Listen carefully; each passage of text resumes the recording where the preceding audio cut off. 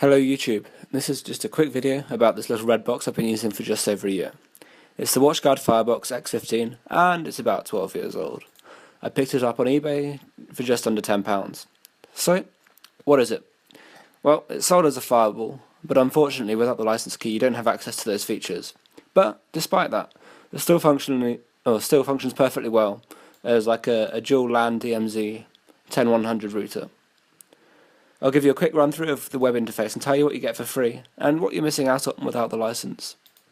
Well, the most useful part is the DHCP and the router, but this is nothing more than you get on your standard broadband provider's box. You do get network address translation or NAT forwarding, but then again, I've seen more useful interfaces elsewhere. For us, the NAT is listed under the firewall section.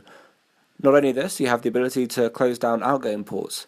In addition, you can have separate rules for both the LAN and DMZ networks.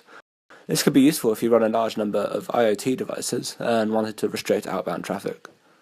What is interesting though is that you're able to create a captive login page and prevent access to the internet for certain users, but this is something I've never really used.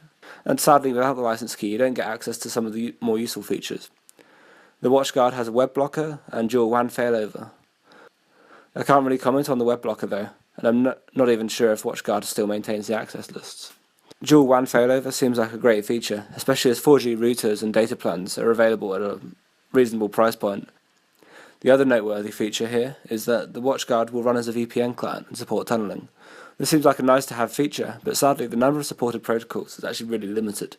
And we do need to remember though that this box was released in 2005 and VPN technology has moved a long way since then. I was hoping that when I bought this router it would have SNMP enabled, but sadly this feature is also lacking. You do have the ability to use the WatchGuard logging software, but I tried this on Windows 10 and had a number of issues getting it to connect to my device. I don't really have anything else to say about it.